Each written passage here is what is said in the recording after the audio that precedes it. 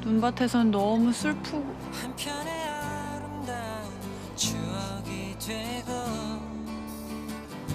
소중했던 우리 부르던 나를 기억하며 후회 없이 그림처럼 예. 뭐예요? 그 나라라 번지왕이라고. 네. 아유 안녕하세요. 아유 안녕하세요. 네, 안녕하세요. 반갑습니다. 반갑습니다. 반갑습니다. 처음 뵙겠습니다. 아 교수님도 뭐 딱 봐도 네. 교수님이시구나가 네네. 느껴지는. 예. 톤도 되게 예, 좋으시고요. 앉으세요. 제가 일단 소개를 해드릴게요. 세종대 삼초컷 광클 교양 수업 성과 문화 네. 배정원 교수님이시죠. 아, 반갑습니다. 안녕하세요.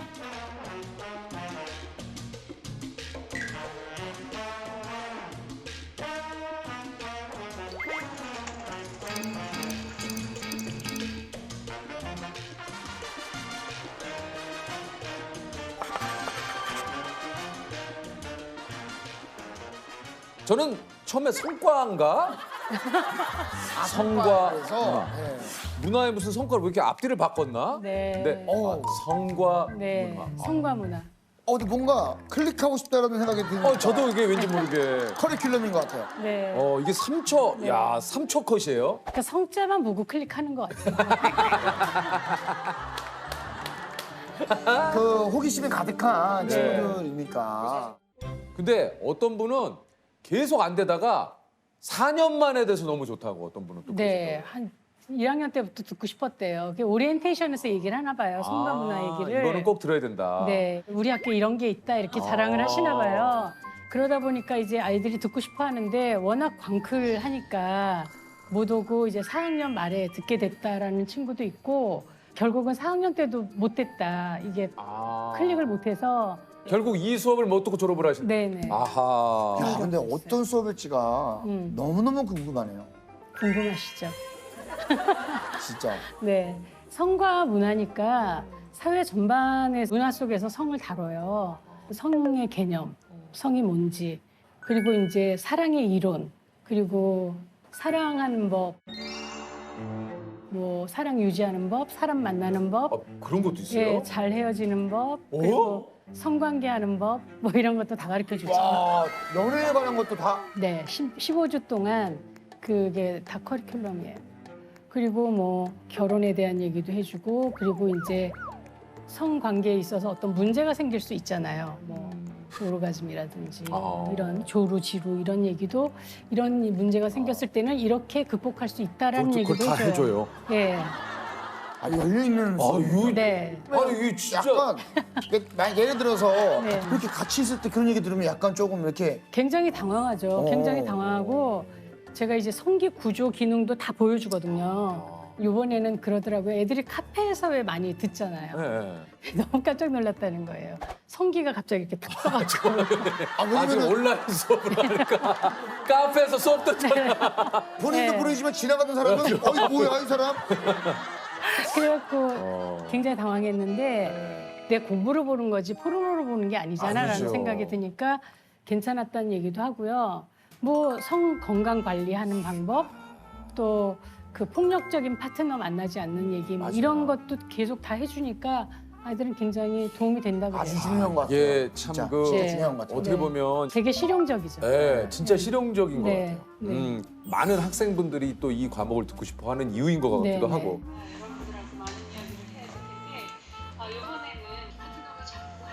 이 수업을 이제 15주를 듣고 나면 아이들이 성에 대해서 좀 자연스럽게 말해요. 그러니까 처음에는 그게 제일 중요한 것 제가 같아요. 처음 질문이 학생은 섹스하면 뭐가 제일 먼저 떠오릅니까?부터 물어보거든요. 너무 당황해요. 당황하죠. 그러니까 섹스라는 말을 들었잖아요.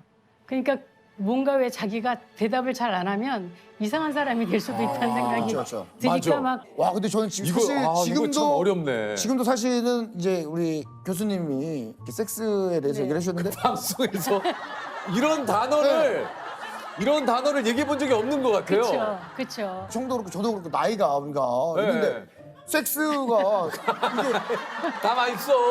예를 들면 교수님이 했다고 그렇게 막 하면 안 돼. 이게 좀 그런 거 아닙니까? 좀 자연스럽게 그래서 처음에 너무 당황하다가 네, 네. 이제 제가 너무 자연스럽게 섹스하고 성관계 얘기를 하고 오르가즘 얘기를 하니까 아이들이 나중에 자기들도 되게 편하게 얘기하는 거예요. 교수님이 그러시니까 네, 이게 편해지는 거예요. 네. 사실 이 지구상에는 너무나 많은 그 굉장히 그 다양한 성별이 있다라는 거죠. 좋은 인연을 만날 수 있는 방법도 네. 좀 강의를 하신다고 진짜. 했잖아요. 제일 좋은 건 많이 만나는 거예요. 그래서 제가 아이들한테 마지막 사람을 결정할 때까지 30명 정도 만나라 이렇게 얘기해요. 30명 정도. 근데 30명도 적죠, 사실은. 우리가 꼭 이제는 한국 사람하고만 만나고 한국 사람하고만 결혼하는 게 아니잖아요. 전 세계 사람을 만날 수 있잖아요. 그때는 와, 그래서- 유퀴즈 역사상 가장 저 집중하네. 거의 자세가 원래 항상 이건데. 야, 거의 뭐 돌아다녀. 아 죄송합니다. 오늘만 좀 이렇게 듣겠습니다. 예. 네, 그래서 이미 좀 집에서도 좀 윤채양도 좀 느껴지시나요? 아니요. 아리스토텔레스? 탈레스. 팔레스? 무슨 말인지 알았다. 이제 알았어. 다시 한번 저 설명 좀 해주세요. 어떤 사람이 좋아요? 이렇게 많이 물어보거든요. 어떤 사람 만나는 게 좋아요? 그러면 좋은 사람이라고 대답하지만 다른 사람들한테도 좋은 사람이 나한테 꼭 좋지 않아요. 그렇잖아요. 내가 그 사람을 좋아할 수 있는 사람을 만나야 되기 때문에 많이 만나보면 안목이 높아져서 나한테 맞는 사람 고르기가 쉽죠. 왜냐면 제가 재석이 형이 네. 항상 저한테 해주신 얘기가 만나. 일단 네. 좀 만나라. 맞아요. 만나야 알지. 이거 어떻게 네. 안 만나고 아니. 안 만나고는 알 수가 없어요. 근데 저는 이제 그런 생각이 들어요. 예를 들어서 만났어요. 네. 그러면 그래도 어느 정도 내가 기대감에 충족을 좀 시켜줘야 이분을 또 나오게끔 해주신 분에 대한 매너가 아닐까라는 생각이 드니까 또 기대감에 내가 충족을 못 시키면 또 실망을 드리게 되는 거니 그럴 바엔 차라리 안 보는 게 낫지 않을까. 왜요? 지금 왜 그 사람을 내가 이 사람을 만났는데 이 사람이 실망하지 않기 위해서 이 사람을 막 만족시켜줘야 된다는 그건 너무 고객 편향인 거예요. 그러니까. 그렇죠. 우리가 너무 포장하거든요. 맞아요. 뭐 되게 조신한 척, 멋있는 되게 척. 멋있는 척. 요즘 이제 그런 생각이 좀 들어요. 내 스스로 감당할 수 있는 만큼의 척만 하자. 맞아요. 착하다 상대방이 생각을 하더라도 내가 할 수 있는 만큼의 착한 척만 하면 되지 그 이상을 다른 사람들의 바라는 만큼은 그건 할 수가 없잖아요. 맞습니다. 똑같은 사람인데요. 정말 건강한 관계를 맺으려면 so what 이게 되게 중요하죠. So what? 그래서 뭐 어쩌라고 이거 있잖아요. 사람들의 시선을 자꾸 보게 될 때 그럼 어때서? 어쩌라고 나 이게 나야 이거 있잖아요. 맞아요. 예, 좀 뻔뻔해져도 될 것 같아요. 오케이. 진짜 알았어요? 아, 그래서 조금 느껴졌어요. 네, 조금. 상대를 먼저 알아야 될 그 네. 안목을 기르는 것도 중요하다. 연인을 만들기 전에 고려해야 될 사항을 한 열 몇 개를 가르쳐 줘요. 아, 이게 뭡니까? 근데 이런 게 이제 중요하죠. 그 가치관이 너무 다른 사람 얘기를 하거든요. 일에 대해서 어떻게 생각하는지, 인생에 대해서 어떻게 생각하는지, 사랑에 대해서 어떻게 생각하는지 이런 가치관이 좀 맞아야 그 사람하고 오래 갈 수가 있겠죠. 그건 맞는 것 같아요. 예, 그러니까 네. 가치관하고 성격은 달라요. 아하. 그러니까 왜 우리 보통 그 성격이 뭐 안 맞아서 헤어져요라고 얘기하지만 그렇지 않아요. 가치관이 다른 겁니다. 그럴 수 있고요. 어떤 사람은 성격이 달라서 너무 재밌다 그러고 아, 맞아요. 그렇잖아요. 네. 어떤 분들은 사람들은 성격이 너무 맞아서 성격이 좋다. 맞아서 네. 싸운다 그래요. 네. 그러니까 그거는 내가 그 사람하고 협상하고 어떻게 이렇게 관계를 맺어가는 능력의 문제지 성격 자체가 다르거나 같아서 문제가 되는 것 같진 않아요. 그리고 이제 두 번째는 남자가 연락하겠다 그러고 연락 안 하는 사람이 있잖아요. 너무 바빠서요. 제가 이 일만 끝나면 연락드릴게요 이러잖아요. 그럼 저는 그런 사람 만나지 말라고 그래요. 맞아요. 솔직히 말하면 남자들은 그 여자가 마음에 들면 전쟁 나가기 전에도 전화하잖아요. 아, 그럼요. 그러니까 시간이 없다는 거는 그러니까 거짓말이에요. 그거는 일종의 어장관리 같은 네, 느낌이 그런 들어서 거죠. 네. 그거는 맞아요. 그 사람이 네가 정말 간절하게 만나고 싶은 사람이 아닌 거야라고 맞아요, 얘기해주고요. 그러니까 우리가 뭐 이성 간에를 떠나서 친구들 사이에도 연락 잘 안 된다는 친구들이거든요. 네. 그러니까 저는 그런 친구들하고의 관계를 오래 유지하지는 않는 스타일이에요. 그러니까 자기가 네. 편할 때만 연락하고 그렇죠. 왜 내가 정말 필요할 때는 연락 안 되고. 연락 안 돼요. 네, 그리고 뭐 갑자기 네. 몇 달 뒤에 뭐 며칠 뒤에 뭐 나타나가지고 그때 뭐 잠을 잤어. 잠을 자는 몇 달을 자. 네. 깜빡 잠들었는데 한 3일 있다가 전화가 오더라고요. 말이 안 되는 거예요. 말이 안 되는 거예요. 핑계입니다. 네, 핑계. 자주 늦는 사람도 조금. 네. 예. 자주 놓는 게 이제 그 사람을 배려하지 맞아. 않는 거죠. 맞아요. 그러니까 그 그러네. 사람을 만나는 네, 시간이 맞아요. 소중하면 일찍 나가서 기다리겠죠. 맞아요. 너무 습관적으로 늦고 이러는 그렇죠. 건 그거는 잘못된 거예요. 나를 존중하는 거 같죠. 제가 네. 오늘 이제 교수님 만났으니까 좀 네. 하고 싶은 얘기 네. 중에 하나가 20대에 사랑을 하고 싶어서 네. 열심히 일을 했어요, 제가. 왜냐면 좀 열심히 일해서 돈을 벌고 이렇게 해야 내가 누군가 나타나면 이 사람한테 좋은 걸 해줄 수 있지 않을까. 어. 그래서 또 열심히 하고 또 열심히 하고 또 열심히 하다 보니까 40살이 됐어요.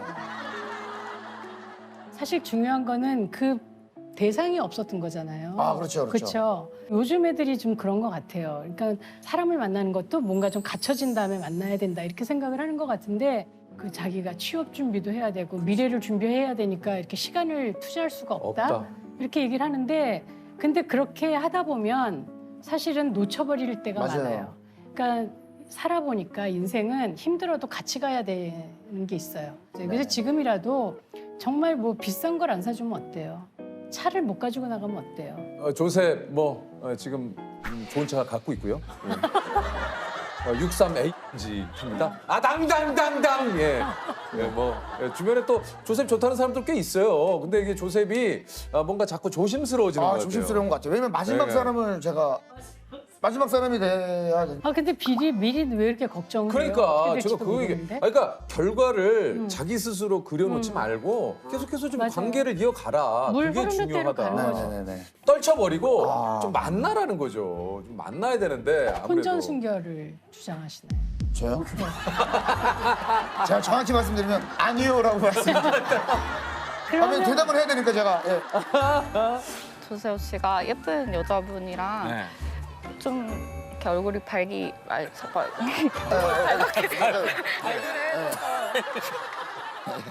괜찮습니다. 이제 그런 건 있는 것 같아요. 왜냐면 제가 아까 뭐 이별에 조셉 너무 죄송한데 지금 저 조셉 연애 상담할 때는 아니고요. 저희 지금 이제 이 정도면 충분한 것 같아요. 예. 지금 마지막 하나만 딱 마지막 예. 마지막 하나만. 예. 왜냐면 이게 사랑에 대한 좀. 예, 알겠습니다. 전 사랑이 두려운 게 이별이 올까봐 좀 두렵기도 하거든요. 네 지금 물어보신 것이 그 저희 수업 내용에도 있어요. 있어요. 애착에 대한 얘기가 있어요. 잘 헤어지는 법. 아이들이 또 이별에 대한 좀 환상 같은 게 있어요. 아름다운 이별. 그래갖고 디데이를 정해놓고 막 못해줬던 걸 해주기도 하고 이러면서 상대를 막 혼란스럽게 만드는 그런 거죠. 그건 또 뭐야? 그러니까 막 그 친구는 막 이 자기 여자친구가 그 꽃을 보고 싶어 했었대요. 벚꽃. 근데 그걸 한 번도 간 적이 없었다고 그거를 꼭 가보고 헤어지겠다고.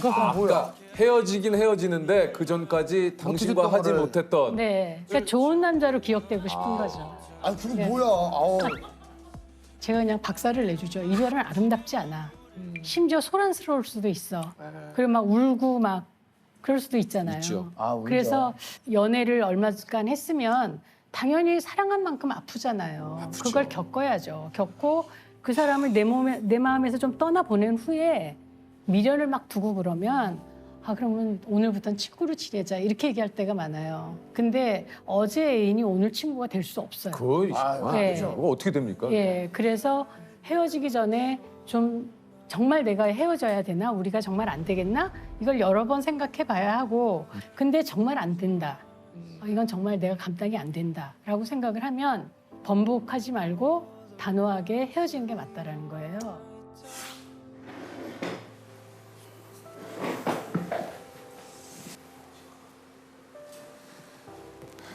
우리가 아예 남남은 아니잖아. 남남이야? 응? 남이지 이제. 그런가?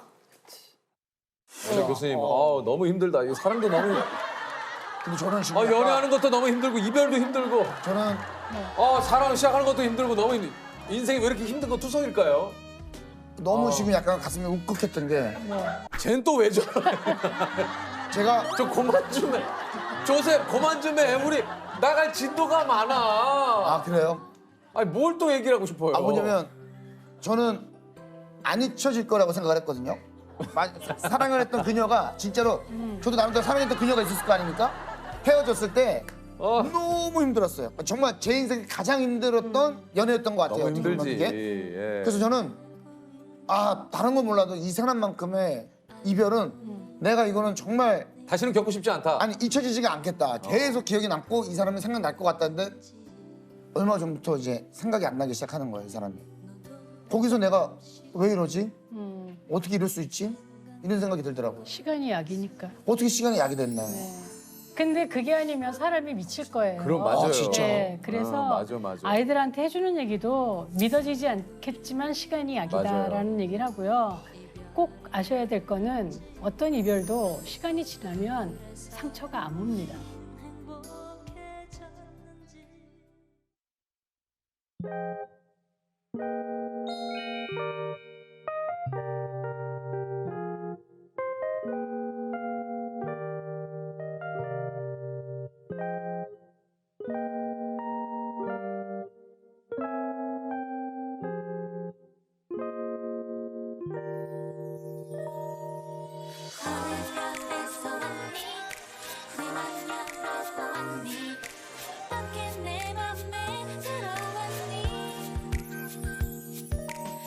교수님 강의 과제 중에 데이트하기 과제가 있다고요? 네.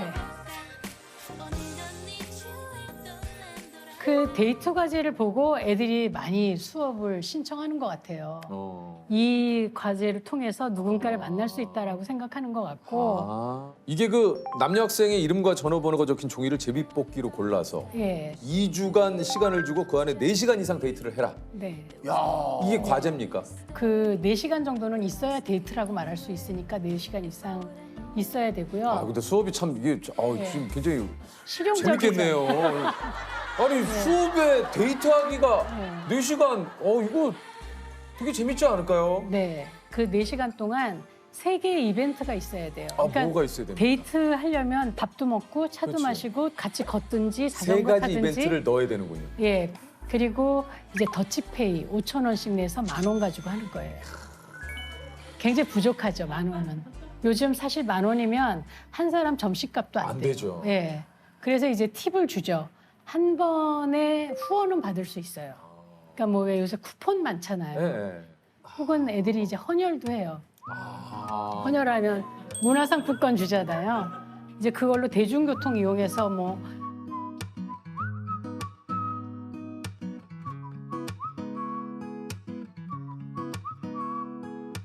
커피 사서 나눠 마시고. 이거 재밌겠다. 네.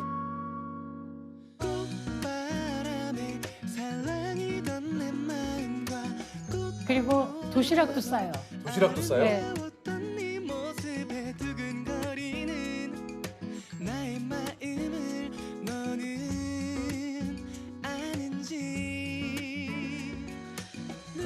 재밌겠네요. 도시락을 싸면 돈을 좀 절약할 수 있잖아요. 너무 재밌을 것 같아요. 네, 그래서 이제 제 여기에 얼굴에 너무 나타나나요? 여기에 제가 봐서 다시 학교 입학하시겠네요.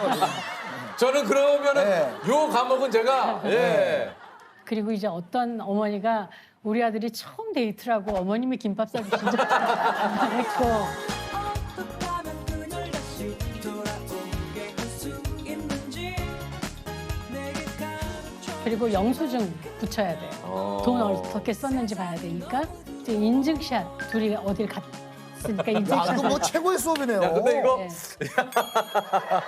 인증샷이 또 어떻게 나올지도 궁금하네. 어쨌든 데이트를 하면 이걸 레포트를 써서 작성을 하는 건가요? 네, 레포트를 내야 되고요.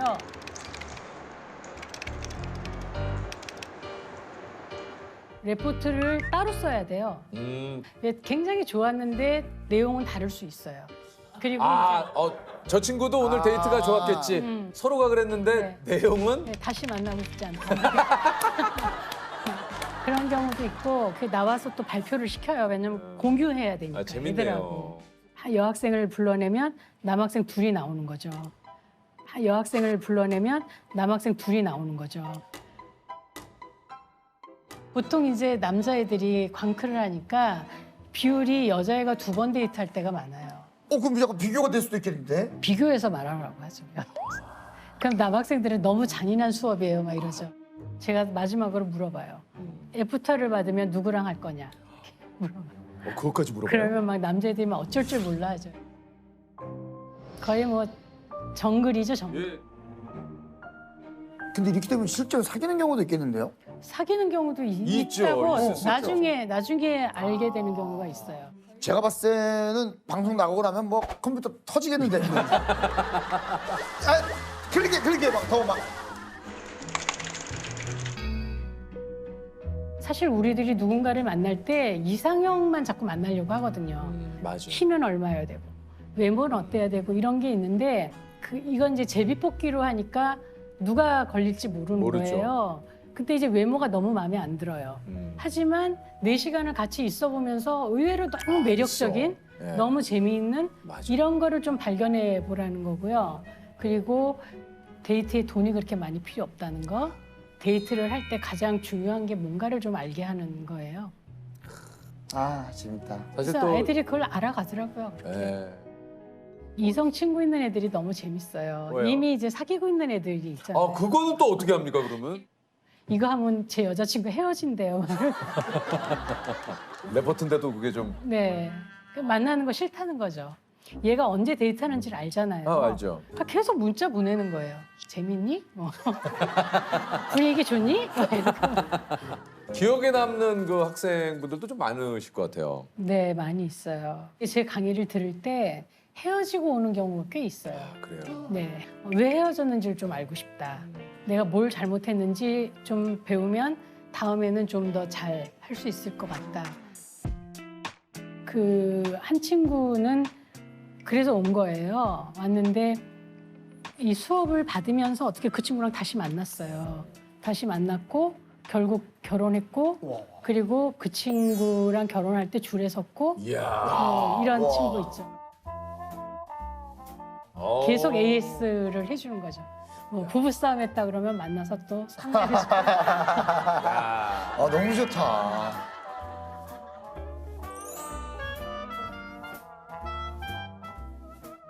네, 그래서 그럴 때 고맙죠. 아니 이게 이제 예전에 비해서 어떻게 보면 연애나 결혼이 이제 필수인 시대는 아니잖아요. 네. 그럼에도 이런 강의를 통해서 우리 그 듣는 많은 학생들에게 전달하고 싶은 메시지가 좀 있다면요. 그 연애나 결혼을 꼭 하라고 그러는 건 아니에요. 그리고 우리가 일생을 살다 보면 누군가는 만나게 되어 있어요. 그렇죠? 만나는 게 행복하고 그럴 때 어떻게 내가 좋은 사람으로 만나고 또 좋은 사람을 만날 수 있고 그래서 내가 행복하게 삶을 잘 꾸려갈 수 있는지에 대해서 아이들이 배워가면 좋을 것 같아요. 사실 우리는 내가 보는 나는 정확하지 않죠. 근데 사랑하는 사람이 보는 나를 보면서 나는 굉장히 근사한 사람이잖아요. 그러면서 나는 점점 더 왜 살아갈 힘도 없고 더 멋있어지고 그러는 것 같아요. 내가 나를 귀하게 생각하고 돌보고 그리고 왜 남을 또 돌보는 방식 같은 것들을 배웠다라고 얘기한다면 그래서 내가 성장했다라고 얘기한다면 그러면 뭐 전 다 한 거죠. 네. 지금 막 사랑을 시작하신 분들과 네. 반대로 좀 사랑에 지쳤거나 상처받은 분들에게 좀 하시고 싶은 얘기가 있다면요. 사랑을 시작한 사람들한테는요, 이제 사랑에 대해서 우리가 환상 같은 것도 갖고 있고 기대도 갖고 있잖아요.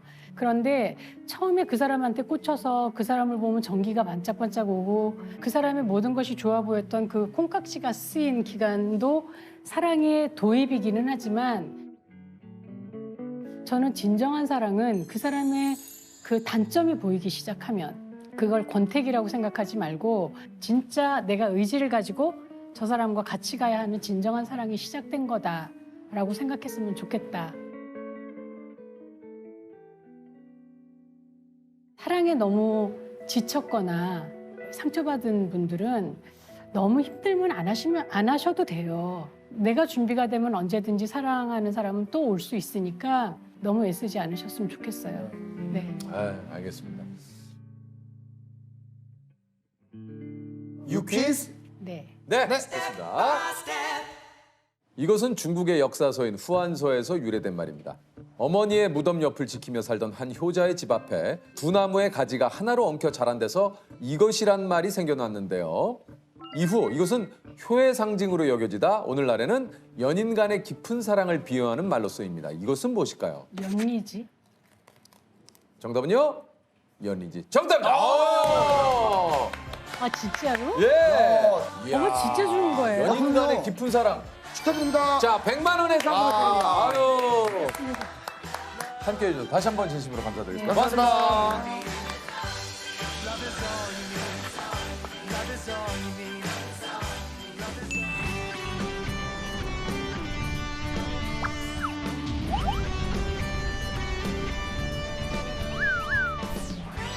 그러니까 우리가 이제 여러 가지 연구를 통해서 현상을 보게 되면 좋은 점은 뭐냐면 일반적인 그 상식에 근거한 판단보다 더 올바른 결정을 할 수 있는 경우가 많아집니다. 다음 슬라이드입니다.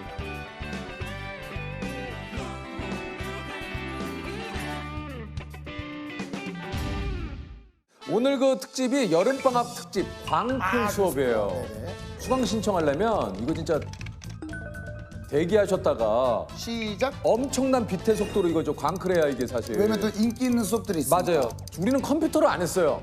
아, 직접 이렇게 써서. 직접 이렇게 해가지고 체크해서 아마 그 수업을 들었던 것 같은데. 그래도 뭐 좋아했던 뭐 교수님의 수업이 있으시던가. 아, 저한테 유일하게 그 A 플러스라는 제가 성적표 받아보고 그때 깜짝 얘기했어. 놀랐던 유일한 A 플러스. 지금은 이제 하늘나라로 가셨습니다. 예, 그 오사량 교수님이라고 정말 그 인자했던 교수님이 한 분 계세요. 그 어떤 수업을 주로 가르치셨어요? 라디오 연기 수업이었나요?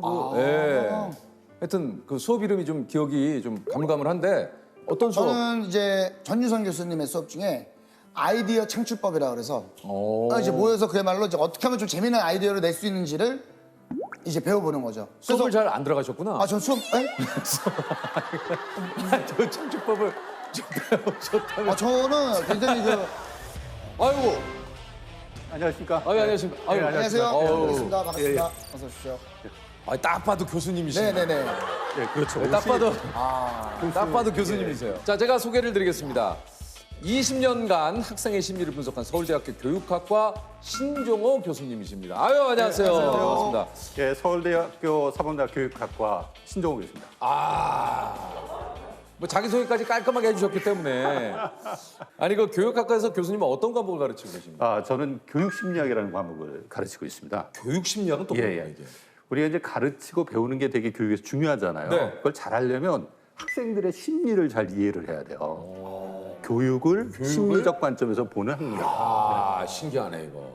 아니, 그 예비 교사를 꿈꾸시는 분들에게 좀 어떻게 보면 이게 학생들의 심리를 조금 그 아는 게 굉장히 좀 도움이 많이 될 것 같아요. 그렇죠. 이게 보통 저희가 이제 상식에 근거해서 아이들을 가르치는 거하고 이런 교육 심리라고 하는 연구에 기반해서 가르치는 거 많이 다르거든요. 제가 질문 하나 드릴게요. 네. 수업을 하는데 학생 하나가 엎드려 자거나 우리 조세호 씨는 그렇게 안 했을 것 같아요. 그렇죠? 네. 수업 시간에 자거나 왜 자꾸 방해를 하는 거예요. 우리 옆에 학생들도 계속 그 조세호 씨 같이 딴짓하는 학생 본단 말이에요. 보죠. 그러면 교사는 어떻게 해야 될까요? 그러면 너 나가? 너 나가? 나가 이 자식아. 지금 뭐 하는- 야, 뭐 해? 일어나. 너 일어나. 겨울에는 뒤로 가서 창문 열어. 저 혼자 이렇게 창문 열어서. 뭐 저희한테는 그런 게 너무 많죠. 근데 그렇게 하면 큰일 나요. 뭐요? 일단 학생 인권도 있고 그렇죠 요새 또 교육은 학생이 긍정적으로 자기 자신을 변화시키도록 도와주는 거잖아요. 그렇게 한다고 학생이 다음에 열심히 선생님 말씀 듣고 필기하고 그러진 않죠. 안 하잖아요. 아이가 더 관심을 받고 일종의 그게 강화가 돼서 그 행동을 더 할 수 있어요. 나는 원래 이렇게 좀 반항하는 사람이야. 이런 메시지를 다른 친구들한테 던질 수도 있고 그 안에서 자기의 존재감을 부정적인 방식으로 확인할 수도 있거든요. 그럼 어떻게 해야 되느냐? 어떻게 해야 돼요? 조세호 씨도 이렇게 하다가 선생님 무슨 말씀하시면 딱 이렇게 한번 보잖아요. 보죠. 그때 딱 우리 조세호가 수업에 집중하네. 야, 이거 보기 좋다. 이렇게 긍정적 행동이 나타났을 때 칭찬해요. 네. 근데 이게 교수님 얘기를 들어보니까 뭔가 그 학생 입장에서 너무 놀랄 것 같아요. 그러니까 누군가의 그 어떤 나에 대한 그 긍정적인 기대가 내가 이러면 안 되겠다라는 어떤 그런 생각이 들고 좀 그렇게 행동이 좀 옮길 것 같다는 생각도 좀 들게 되거든요. 맞아요. 그래서 자기 충족적 예언 효과라고 하는 개념도 우리가 쓰잖아요. 소위 말해서 피그말리온 효과. 피그말리온. 그러니까 교사를 대상으로 연구도 있는데 교사가 긍정적 기대를 가지고 있으면 학생에게 그게 직접적으로 표현이 안 되도록 어떤 방식으로 전달이 돼서 학생이 긍정적으로 변화된다. 이거는 태도뿐만 아니라 공부 결과도 근데, 바뀔 수 있다. 근데 그거는 예. 뭐 제가 잘 몰라서 그런데 교수님은 서울대학교 학생들을 가르치시는 거니까 그 친구들은 그렇게 뭐 조세호 씨가 되게 날카로우세요. 네. 서울대생들도 보면은 이제 고등학교 때까지는 야 내가 좋은 대학 가야겠다 수업에 집중하고 열심히 하는 경우가 많은데 딱 대학에 오면 이게 내가 가졌던 생각이 뭔가라는 회의감이 드는 학생들이 있어요. 그럼요. 그러니까 내가 대학 가서 왜 공부해야 되지? 분명한 목적 의식이 없다 보니까 지금 말씀하신 것처럼 집중 안 하고 딴 거 하거나 또 수업에 안 오는 경우도 있고. 그런 거 아니구나. 왠지 서울대를 간 그 학생들은 다 뭐 전국에서 공부를 그러네요. 난다긴다 하시는 분들 아니에요. 그러니까 공부는 잘합니다. 공부는 잘합니다. 네, 공부 더 잘한다 이렇게 돼야 되는데. 여기서 좀 여기서 좀 이게 또 멀어지네. 아니 근데 이게 서울대 오래 계시면서 느낀 게 좀 서울대생들만의 또 특징들이 좀 있을 거 아닙니까? 네. 일단 학생들이 진지해요. 삶에 대해 진지하고 자기 하는 일에 대해서 진지하고. 그래요. 근데 이걸 또 다른 분들은 그러더라고요. 노잼이네. 이게 표현이 격조가 있다. 진짜. 삶에 대해 진지하다. 진지해요. 예. 네. 예.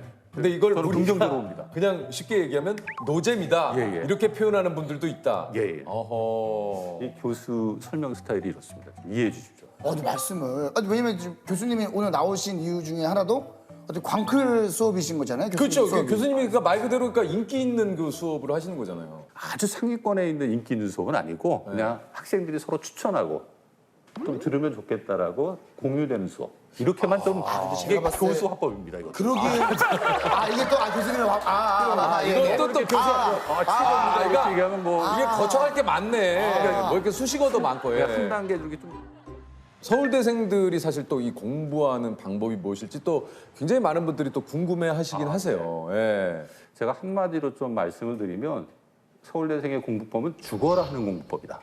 목숨 걸고 공부한다. 네, 그러니까 방법이 없어. 방법이 없어요. 정말 아니 목숨 걸고 공부하는 사람 누가 이기겠습니까? 결국은 예.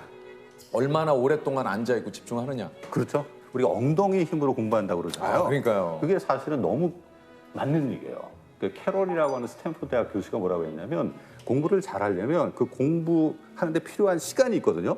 그 시간에 맞는 투자를 해야 한다. 투자하지 않고 결과를 바란다? 이거는 절대 좋은 결과가 생기지 않다. 방법이 다른 게 있었으면 없어요. 좋겠다라는 생각을 했는데요. 9시간 자라 막 이런 거. 그러니까 뭐 사당오락 얘기하고 뭐 번쩍번쩍 학습법 막 그러니까 그러면서 막 소리 치우고 샤우팅하고 이런 공부를 해야지 효과가 크다. 뭐 그런 얘기 하는 나는 분이 있어요. 할수 제가. 있다! 그렇죠. 근데 제가 학자이기 때문에 연구자이기 때문에 그런 얘기하기가 좀 어렵습니다. 왜? 과학적 근거가 없기 때문에.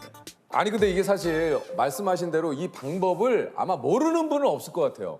이런 얘기를 오늘 또 들었어. 방송을 통해서 보셨어. 그래. 나도 내일부터는 일찍 일어나서 눈 뜨자마자 한번 해봐야겠다. 그렇죠. 시작해. 근데 15분, 10분을 못 가요. 그럼요. 그럴 수 있어요. 일례로 예를 들어서 저희가 유튜브 같은 거 보면 동영상이 1시간짜리 많습니까? 없어요. 별로 없잖아요. 한 10에서 15분짜리가 많아요. 맞아요. 왜냐하면 그게 딱 사람들이 한 번에 집중해서 보기 딱 좋은 시간이거든요. 그러니까 공부도 내가 1시간을 버텨야겠다 이런 생각을 버리시는 게 좋아요.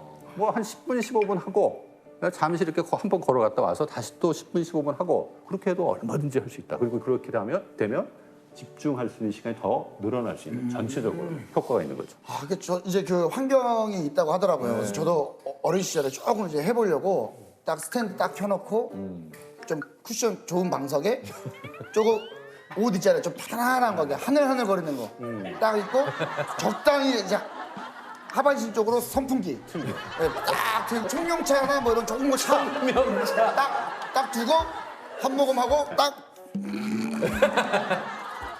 야, 이게 가장 좋은 환경이 있다고 하던데요. 이게 공부에 집중되는 환경. 근데 환경은 중요해요. 이제 그래요? 우리가 집중할 때 계속 어느 한 환경에 오래 있다 보면 약간 그 물리는 현상이 나타나요.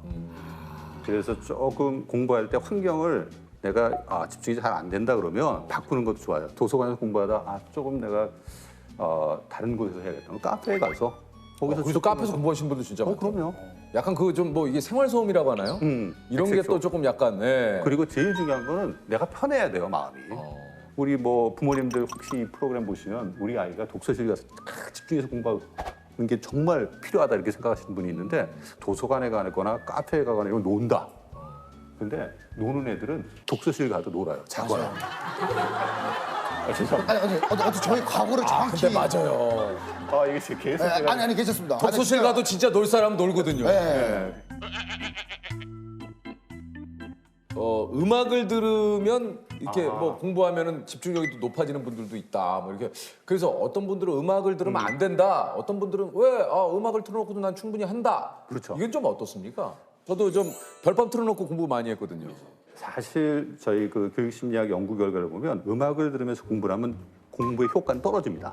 왜냐하면 우리가 의도하건 의도하지 않았건 간에 나에게 주어진 정보를 처리하기 위해서 정신 에너지를 쓰거든요. 그러니까 공부에 들어갈 에너지를 내가 듣지도 않는 음악에 쓰고 있는 거예요. 빼앗기는구나. 빼앗기는 거예요. 그래서 실제는 좋지 않은데 왜 우리가 음악을 듣고 싶어 하느냐. 이걸 좀 이해할 필요가 있어요. 왜 그런 거지? 공부가 재미있습니까? 없어요. 그러니까 그걸 심리적인 어떤 부담을 재미없음을 달래기 위해서 내가 좋아하는 걸 하는 거예요. 초기에 처음 공부 시작할 때 음악을 한 3-4곡 정도 들으면서 틀어놓고 공부를 할 수 있도록 허용해달라. 그리고 3-4곡 끝난 다음에 음악이 꺼지면 그냥 공부하는 데 집중해서 자기 시간을 보내고 또 40분 공부하고 난 다음에 좀 쉬는 시간 갖고 또 시작할 때 음악 틀어놓고 하고. 그러면 음악이 이제 공부를 시작하는 데 있어서 좋은 어떻게 보면은 자극이 되는 거죠. 가능한 한 뭐 가사가 있는 노래나 이런 것보다 조용한 노래, 잠잠한 좀 이렇게 책 읽을 때 우리가 도움이 되는 노래들 이렇게 선정해 놓은 거 있잖아요. 네. 그런 노래 들으면서 공부하는 거는 그나마 그래도 괜찮아요. 피부과에서 나오는 그런 음악 얘기하시는 거죠? 그러네요. 피부과. 맞아요. 피부과에서 보통 그런 가사 없는 노래들 그쵸, 많이 그쵸. 나오거든요. 맞아. 예, 버터 이렇게 피아노 연주해서 나오는 곡들이 있어요. 좋죠. 예. 그래서 그런 노래를 네. 차라리 듣는 게 낫다.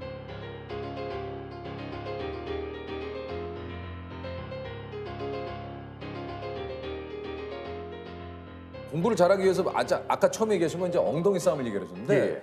또 그 두 번째는 뭡니까? 좀 숲을 보는 공부를 해라.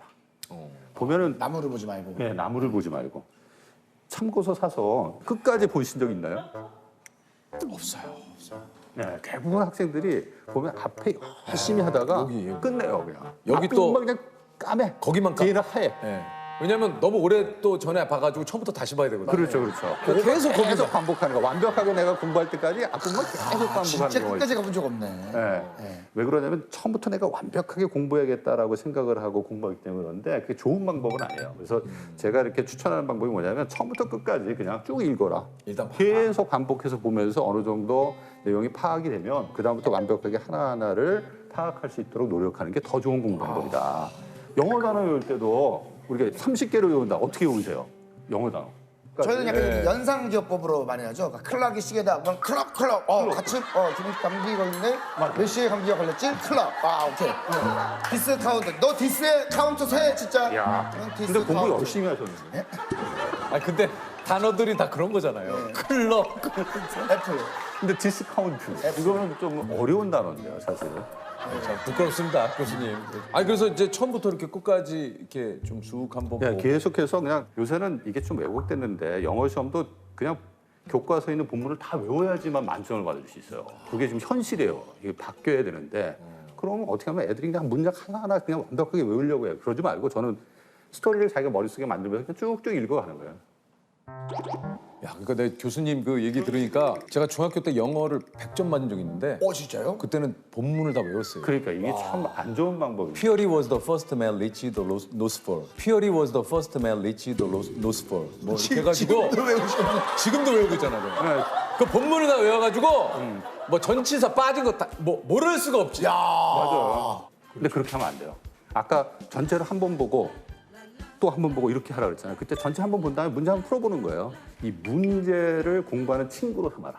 이 문제를 많이 푸는 게 되게 중요해요. 그래, 그 얘기 하시던데. 근데 우리 학생들은 어떻게 하냐면 내용을 내가 완벽하게 공부한 다음에 문제를 풀어야지. 이렇게 생각을 해요. 근데 그렇게 하면 안 돼요. 내가 한 번 보고 얼마나 알게 되고 뭘 모르고 있는지 확인하는 활동을 하게 되면 훨씬 그 공부 과정이 깊이 있게 경험으로 남게 돼요. 소위 말해서 내가 뭘 알고 있고 뭘 모르고 있는지를 확인하면서 공부하는 과정이거든요. 이거를 소크라테스 공부법이라고 하죠. 이거 들어본 것 같은데. 네, 소크라테스 공부 자신을 들어보셨죠? 알라. 그렇죠. 자기 자신을 아는 거예요. 내가 뭘 알고 있고 모르고 있는지.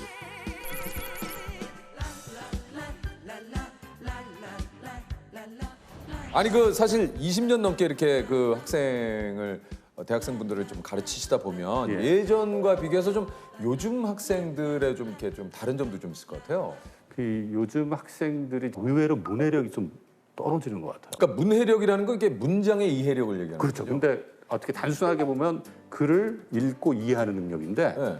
단순히 이해하는 걸 넘어서서 내용을 다른 것하고 연계시켜서 생각할 수 있는 능력. 그다음에 정보들의 중요성과 중요하지 않은 것들이 있잖아요. 네. 그 중요성을 판단할 수 있는 능력. 그다음에 그것들을 연결시켜서 새로운 자기 아이디어로 만들 수 있는 능력. 이게 문해력이에요. 복잡하네.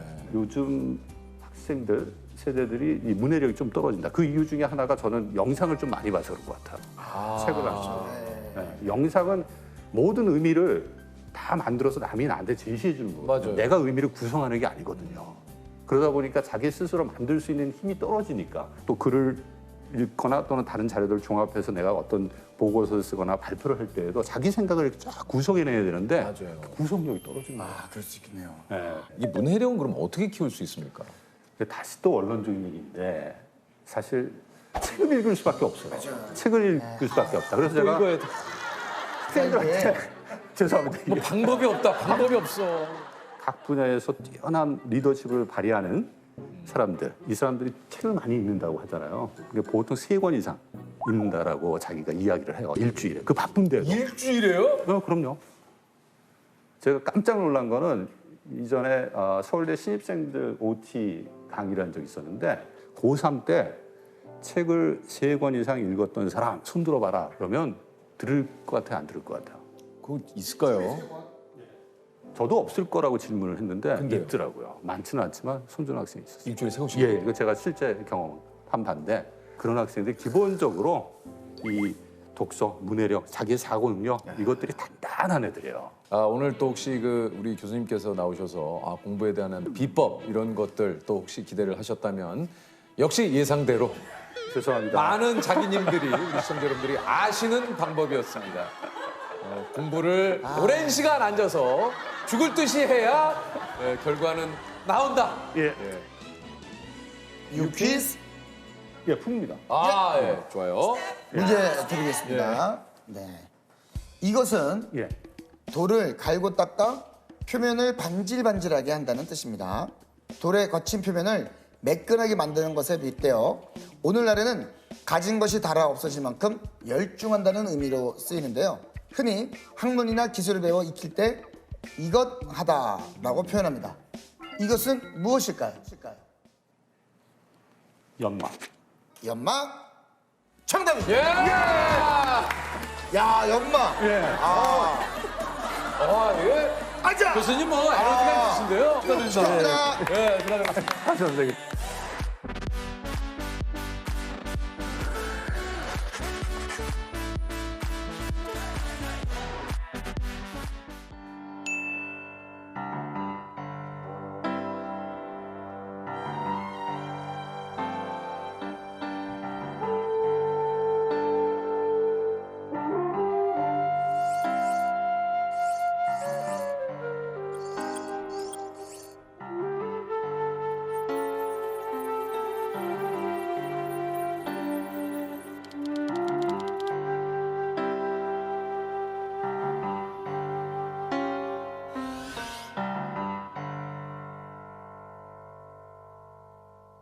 언젠가 만나게 되는. 잘한다. 세호 노래 잘해. 역시 아유, 아닙니다. 가수 활동을 해서 그런가 네네. 노래를 잘하네. 지금 뭐 조남지대도 뭐 곡 작업에 들어가서 또 들어갔어? 노래가 나왔습니다. 좋은 결과 있기를 바랍니다. 진심이시죠? 진심이죠. 안녕하세요. 아이고. 안녕하세요. 어떡해. 안녕하세요. 안녕하세요. 반갑습니다. 앉으세요. 아, 네. 여기 그냥 앉으면 돼요? 예, 거기 네네. 앉으시면 됩니다. 사뿐사뿐 들어오셨습니다. 아, 그래요? 네네. 감사합니다. 제가 소개를 드리겠습니다. 국내 최연소 대기업 사회이사이자 성신여대 최연소 교수 박세롬 교수님이십니다. 아유, 안녕하세요. 안녕하세요. 아이고, 사회이사님. 네, 아니요. 이거 좀 소개 직접 좀 해주시죠. 네네. 네. 저는 성신여자대학교 융합보안공학과 박세롬 교수입니다. 네. 이야.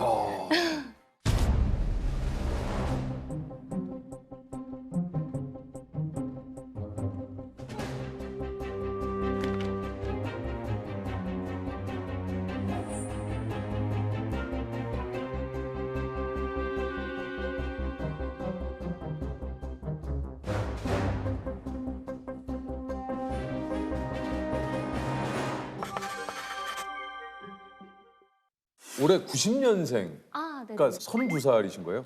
네. 야, 근데 교수님이 그 32살 전에 되셨을 거 아니에요? 언제 임용이 되신 거예요? 이제 벌써 이제 3년 차가 돼요. 2019년 30살에. 30살에? 네, 딱 30살에. 와, 캠퍼스에 계시면 그냥 학생으로 오해를 많이 받으셨겠는데요?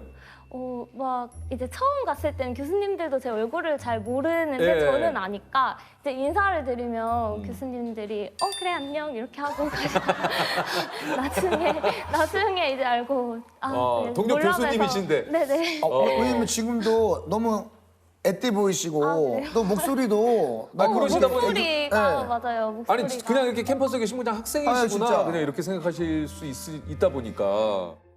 근데 이게 약간 제 분야 음. 적인 약간 특성이 있는 것 같아요. 저는 이제 산업공학과 출신인데 운 좋게 조금 인공지능 분야가 이제 알파고 이렇게 했던 것들 이전 제가 2013년에 이제 공부를 시작했는데 그때 이제 그러셨군요. 막 기계학습과 뜨기 시작하면서. 네, 그때 이제 하는 덕분에 거기서 이제 인공지능과 관련된 연구를 해가지고 그것 때문에 지금은 대기업의 사회 이사님으로도 맞아요.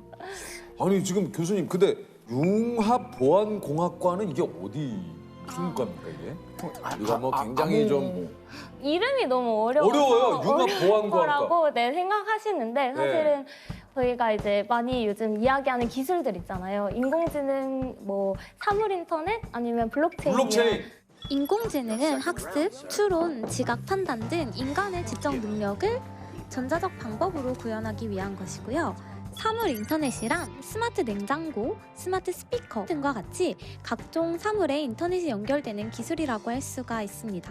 블록체인이란 암호화폐의 핵심 기술로 데이터들이 분산되어 안전하게 저장될 수 있도록 하는 기술입니다.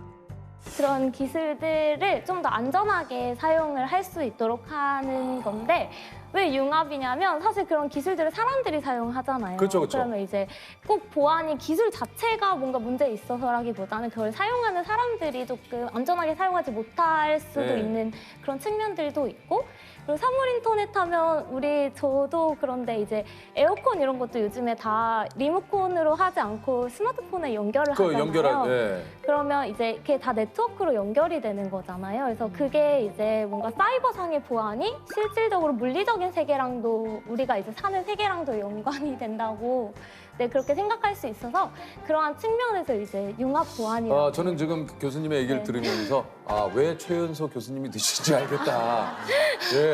생소하긴 하지만 융합보안공학에서 다루는 여러 가지가 요즘 가장 또 이슈인 사물 인터넷과 뭐 예를 들면 블록체인 기술 뭐 이런 것들을 아우르는. 네네 맞아요. 그러다 보니까 이게 한마디로 좀 신학문이죠, 그죠? 그쵸. 뭔가 이제 새로운 분야. 네네네. 교수님 수업 중에 가장 인기 있는 수업은 혹시 뭡니까? 데이터베이스 보안 실습이라는 수업이었는데요. 수강 시험 못한 학생들이 계속 메일을 엄청나게 많이 보내고 그리고 이제 증원을 해줬는데 증원을 하고 나서 또 못 신청을 했다고 메일을 보내면서 학생들 커뮤니티가 있나 봐요. 수강 신청 실패한 학생들이 슬퍼하는 그걸 어떤 학생이 저한테 캡처해서 이메일로. 굉장히 그러니까 교수님 이 수업이 인기가 굉장히 많은 수업이네요. PC방에 가가지고 딱 시간 되자마자 바로 클릭을 해서 수업을 들었죠. 못 잡으신 학우분들께서는 계속 밤새 새벽 내내 어떻게 한 자리 잡거나 그러신 분들도 있다고 하더라고요. 교수님이 수업 준비를 굉장히 많이 해와 주셔서 모범생 학생들이 발표 준비해 오듯이 뭐라 똑부러지게 준비해 오셔가지고 이번 학기 수업 좀 빡세겠다. 그만큼 또 배운 게 너무 많은 수업이었습니다. 저희 롤모델 같으신 분이시잖아요. 그래서 그냥 일단 박세롬 교수님이 수업을 하신다? 그럼 일단은 기본적으로 인기가 많은 것 같아요. 일단은 학생들 너무 잘 생각해 주세요. 사실 학생이 늘어나면 교수님이 힘드시잖아요. 근데 더 많은 학생이 들을 수 있게 조율을 해주시기도 하고 저희가 이제 질문을 드리면 답도 빨리 주시고 그런 거에서 열정이 많이 느껴지는 것 같아요. 기초부터 뭔가 중상위 단계까지 뭔가 잘 이렇게 쌓을 수 있는 그런 수업이었던 것 같아요. 대학생 때 우리 교수님은 어떤 학생이었습니까? 생각해보니까 저는 진짜 필기를 정말 좋아하는 학생이었던 것 같아요. 교수님 농담까지 다 필기를 해서 아, 네, 맞아요. 거의 뭐 그 학생분들 사이에서는 뭐 교수님 수업을 다시 그냥 듣는 것 같다고. 맞아요. 친구들이 이제 시험 기간이면 이제 노트를 제가 수업 시간에 워낙 열심히 필기를 하니까 무슨 농담을 거기에 적었어요? 뭔가 교수님이 뭐 이렇게 산에 뭐 등산을 가셔서 어떤 새를 봤다 뭐 이런 농담이었던 것 같은데. 그것도 거기에다 적어. 네, 그걸 거기에 제가.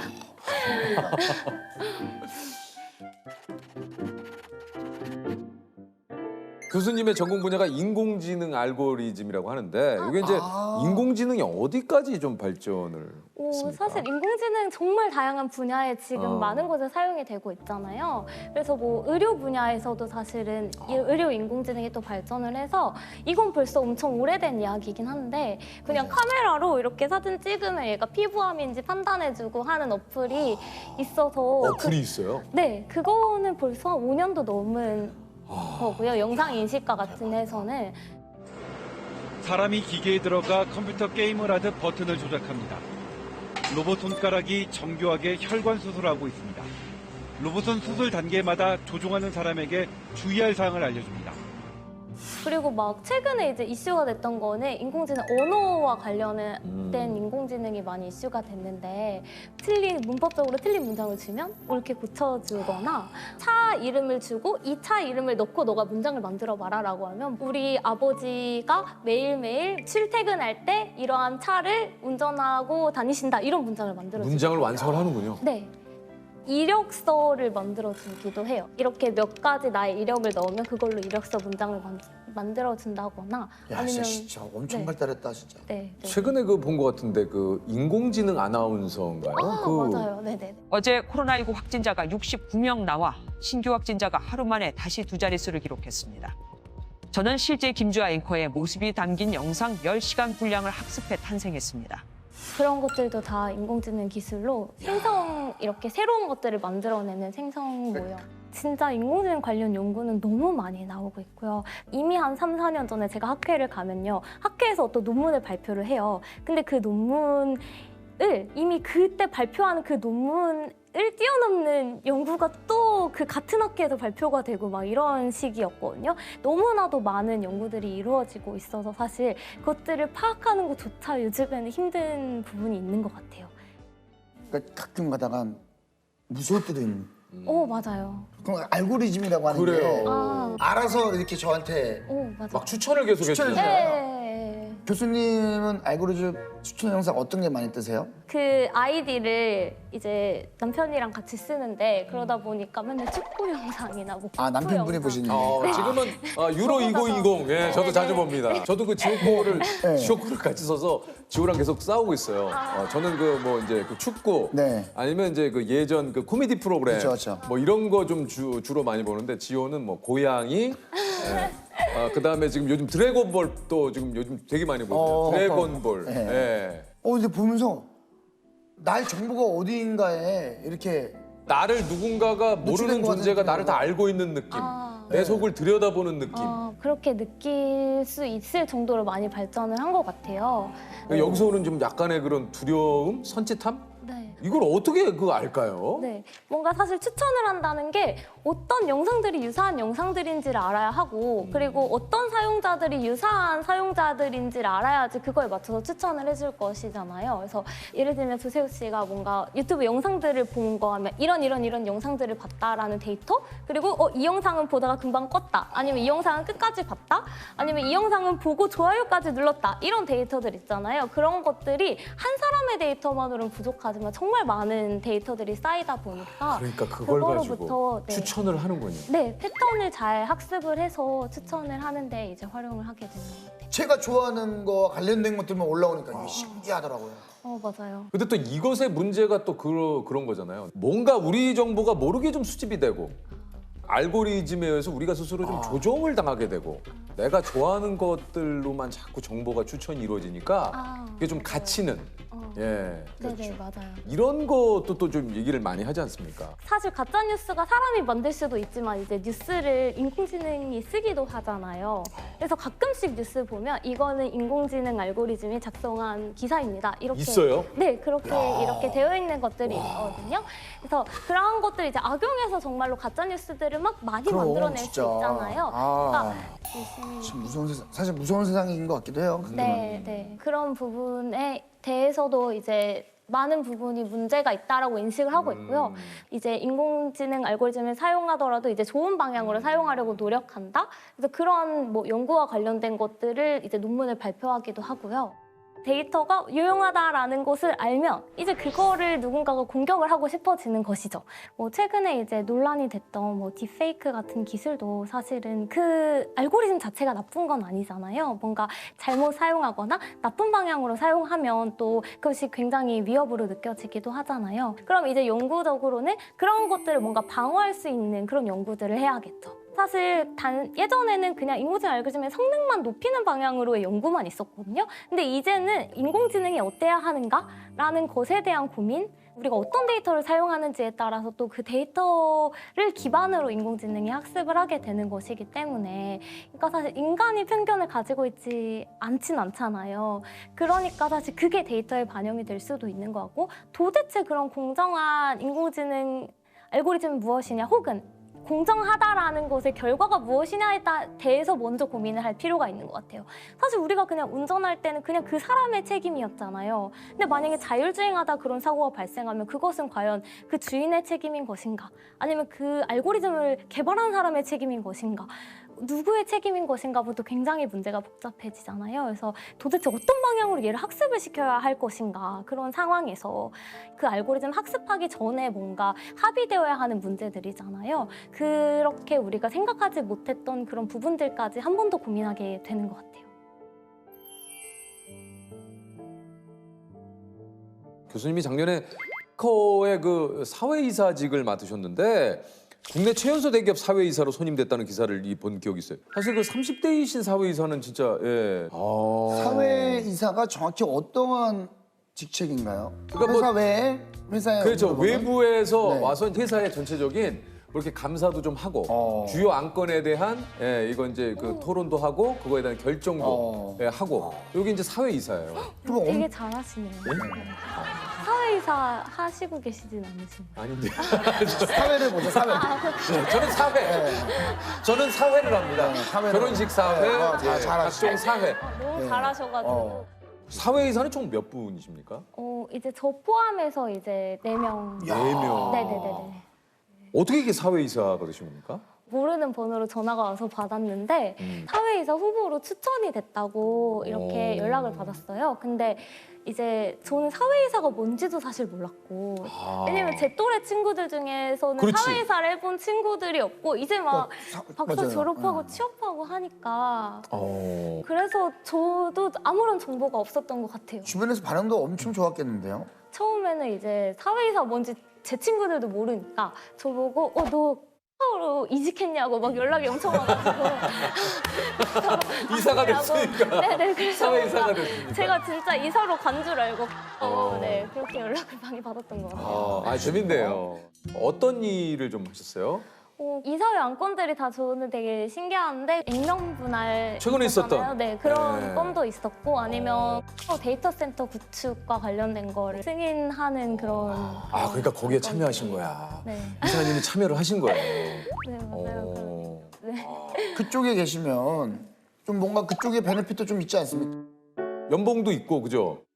맞아요. 월급도 주시고요. 네. 어느 순간 이렇게 카드를 주셨어요. 출입증 카드. 그래서 회사. 이제 원래는 이렇게 뭔가 띵동 누르고 맞아. 들어가야 안녕하세요. 저 되는데 누군데요? 뭐 네. 이렇게. 근데 이제 카드를 찍고 들어갈 수 있고요. 그리고요? 그 카드면 이제 샤워샵을 가면 10% 할인을 해줘요. 이야. 샤워샵 10% 할인. 그거 너무 좋다. 각종 캐릭터 10% 할인 네네. 되는군요. 네네네. 저희 쪽에는 뭐 늘 얘기드리면 만두 40% 할인. 오, 되게 크네. 예. 그거 할인 그죠? 예. 궁금한 게 만두를 얼마까지가 계속 안 될 거 아니에요? 월 한도가. 저희가 좀 추가된 네, 고 한도가 할인이요. 있구나. 우리 그 직원분들이 월 한도가 있습니다. 배 터지게 먹을 수는 없는 그러니까 거네요. 막 뭐 여기 주변 사람들 데리고 야야 40% 사 이렇게는 못 한다는 얘기죠. 네. 한도가 있다. 그렇군요. 근데 사실 특별한 베네핏보다 제일 재밌는 게 이제 사실 제가 언제 또 이제 대표님들을 만나고 거기 이사들 사내 이사분들을 만나겠어요. 그래서 그런 것들이 저한테는 제일 큰 베네핏으로 느껴졌던 것 같아요. 김범수 네, 의장님이라든가 맞아요. 거기 계신 그 네, 이제 네. 그러면 혹시 그 호칭을 교수님이 좋으세요? 아니면은 이사님이 좋으세요? 더 익숙한 건 당연히 교수님이죠. 학생들한테 아무래도, 매일 듣다 예. 보니까 네 이사님은 조금 부담스럽고 저는 그래요? 교수님이 좋은 것 같아요. 댁에서는 뭐라고 부르세요? 댁에서는 이사님 일어나셔야죠. 우리 가끔 갑자기 스타 된 그 우리 동료들 그렇죠. 가운데는 스타님. 예. 네. 그런 식으로 부르실 때는 교수님이라고 부르시는데 약간 좀 더 과장해서 부르고 싶으실 그럴 때 네, 뭐라고 네. 부르십니까? 박 교수 뭐 이렇게 하면서 근데 있어. 있죠. 뭐 이제 뭐. 부모님이 뭐라고 부르십니까? 그냥 재석아. 저는 그냥 재석아. 재석아. 유느님 이렇게 유느님. 그런 거 집에서요? 혹시나 유느님 네. 일어나소서. 깨어나소서 식사하소서. 잠드소서. 32살의 나이에 교수와 대기업 사회이사를 하고 계신데 교수님의 40살과 좀 50살엔 어떤 일들이 좀 일어나고 있을 것 같으신지요? 그냥 생각해보면 사실 박사 공부하기까지는 거의 저를 위해서 살았던 것 같거든요. 왜냐면 어차피 내가 공부하는 거고 내가 즐거우니까 그냥 그렇게 나를 위해 살았던 것 같은데 이제 박사 과정 때 지도 교수님이 저한테 제가 포닥을 하고 저 조금 더 포닥으로 이제 연구를 하고 싶어요라고 말씀을 드렸을 때 교수님이 너도 이제 뭔가 다른 사람들이나 뭔가 사회에 도움이 되는 일을 하면 살아야 되지 않겠니? 라고 말씀을 하셨거든요. 그래서 그 말이 저는 되게 크게 와닿았던 것 같아요. 그래서 저는 이제 시작이니까 지금부터 이제 학생들을 가르치는 일도 인공지능 알고리즘과 관련된 걸 제가 알려주면 그것들을 되게 선한 방향으로 사용을 하는 학생들이 많이 나올 수 있고 그리고 인공지능 알고리즘이 선한 방향으로 사용될 수 있는 그러한 연구들에 대해서도 계속 하고 싶거든요. 저만을 위해서 이제 그만 살고 좀 다른 사람들에게 도움이 되는 일들을 하면 살고 싶다고 생각이 듭니다. 좋습니다. 공통 질문 한번 네. 좀 드려보죠. 교수님도 무언가를 위해서 광클을 하신 적이 있습니까? 이번에 여름 방학 때 이제 방문 연구를 가거든요, 미국으로. 그래서 사물 인터넷 보안 관련한 부분을. 네. 근데 제가 백신을 아직 못 맞았어요. 예. 네, 그래서 혹시 자녀 백신을 맞을 수 있나 요즘 그 하고 자녀 백신 그거를 네. 안 돼, 자녀 백신. 저는 뭐 감사하게도 이제 맞았는데 맞으셨어요? 얀센조. 선생님이 그 의사 선생님이 얘기해 준데 거의 40대 1이라고 하시더라고요. 안 되더라고. 네, 그러니까 이게 떠도 금방 사라지고 내가 누르려고 그러면 사라져요. 네, 아니 눌러서 들어가면요 이러더라고요. 이런 거 참 가끔 다른 분들의 이렇게 말을 통해서 듣잖아요. 뭐 교환 학생, 교환 교수 한 번도 해본 적이 없어요. 이런 건 어떤 느낌일까? 이렇게 뭐 무슨 연구라고 그랬죠? 저는 사물 인터넷 보안이요. 아니 이 미국 가서 하는 연구가 무슨 연구? 네, 그거가 사물 인터넷 IoT 보안. 근데 그 전에 이게 무슨 연구라고? 방문 연구. 방문 연구. 네네네. 저희가 비지팅. 네, 맞아요. 네. 방문 연구. 이런 게 너무 좀 낯설고 부러워요. 네네. 우리 방문 토크 이런 거 잘 안 하잖아요. 방문 토크. 미국에 지금 방문 토크가 있어가지고요. 네, 이번에 또 한 2개월 정도 가고 싶네요. 방문 토크 하고 오겠습니다. 똑똑똑 하고 실례합니다. 개그 좀 선배하겠습니다. 캠퍼스 안에서의 교수님의 최애 장소가 있으십니까? 이제 제가 첫 학기 되면서 하고 그 다음부터 이제 코로나가 바로 터져버렸어요. 그러셨구나. 그래서 제가 이제 학교를 어디 돌아다니면 다 마스크를 끼고 이제 다녀야 되잖아요. 그래서 그 학교 내에서는 딱 제 연구실을 딱 들어가면 이제 마스크를 벗을 수 있어서 요즘에는 학교의 최애 장소가 연구실. 네.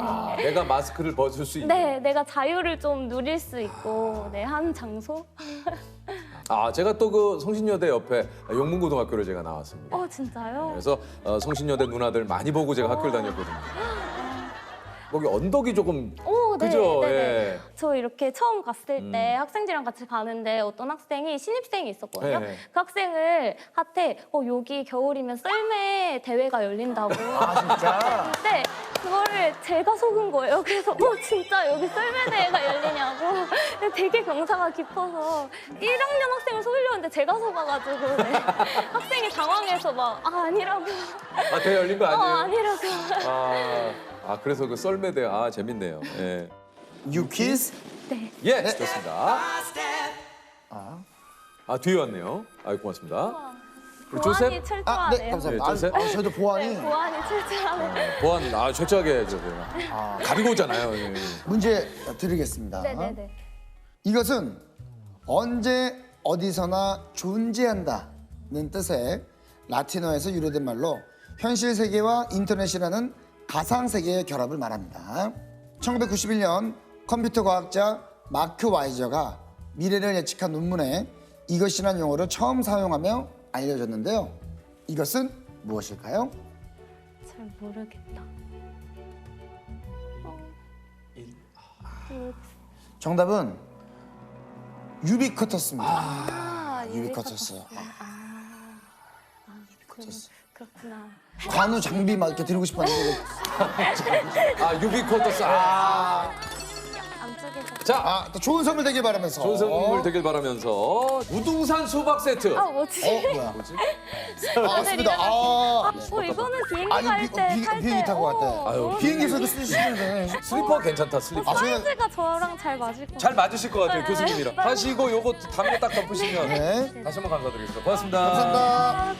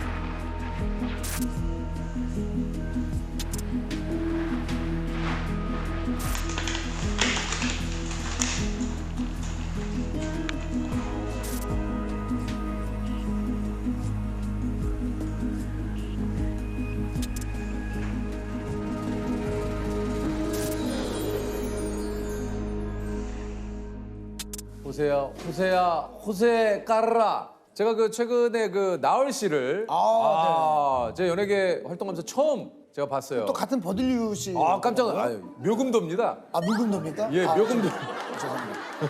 제가 그래서 지금 연예계 그래서 못 본 분이 이제 원빈 씨, 그다음에 어, 나훈아 선배님. 못 뵀어요. 못 뵀어요. 한번 뵙고 싶은데. 네. 이미자 선생님도 한 번도 뵌 적이 없는 못 뵀어요. 이미자 선생님. 저는 진짜 내가 이 사람을 실제로 보다니 했던 분이 존 레전드. 처음으로 뵙고. 아이고. 어떻게 안녕하세요. 이쪽으로 오시면 됩니다. 예. 우리 교수님. 교수님도 낯이 익으시네요. 네, 그러니까요. 죽은 자를 통해 삶을 배우고 학생들을 가르치는 법의학자 이호 교수님이십니다. 안녕하세요. 반갑습니다. 반갑습니다. 저는 이제 전북대학교 의과대학에서 법의학 교수로 있습니다. 아울러서 이제 인문사회학교실 주임 교수를 맡고 있는 이호라고 합니다. 야.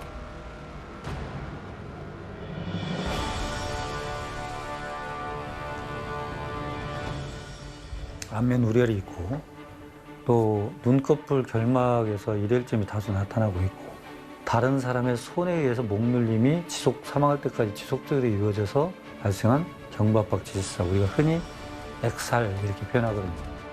좌측 가슴 부에 커다랗게 드러난 자창의 흔적이 있다. 이 표현은 엄격하게 말하면 사후 손괴. 시신을 칼로 찔렀다는 거. 그렇습니다. 이게 시신에서 보여지는 상처에 대해서는 부정할 수 없죠. 항상 우리가 얘기하지만 시신이 있는 그대로 보여주기 때문에 죽음을 다루다 보면 그 죽음에 이르는 과정에서 우리는 과연 무엇을 막을 수 있었는가 또는 이 죽음을 어떻게 회피할 수 있었는가 그 원인을 찾아서 실은 살아있는 사람들의 안전을 더 공고히 하고 강화시켜야 되는 문제가 있습니다. 그래서 한번 일어난 사건이 다시 반복되지 않도록 그 원인을 찾고 법의학이 살아있는 학문으로서 어떻게 기여하는가를 좀 설명하고자 합니다.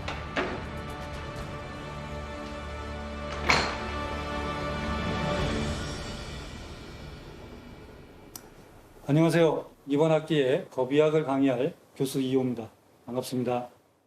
아니 그 예전에 그 유성호 교수님이 좀 나오신 적이 있는데 시신을 부검하는 그런 일을 많이 하죠. 월요일 날 2건의 부검을 했습니다. 네. 두 분이 좀 잘 아시는 사이입니까? 당연히 알죠, 저희는. 근데 이제 뭐 깜짝 놀라실 수도 있는데 제가 선배입니다. 아 정말요? 아 그럼 저는 뭐 제가 이제 뭐 막 깜짝 놀랄 정도는 아니었지만 아니 근데 이제 법의학자시니까 당연히 법의학을 가르치시는 거 알겠는데 인문학 강의도 하세요? 보통은 우리도 이제 전공을 들어가기 전에 다양한 교양 학문을 접해야 되죠.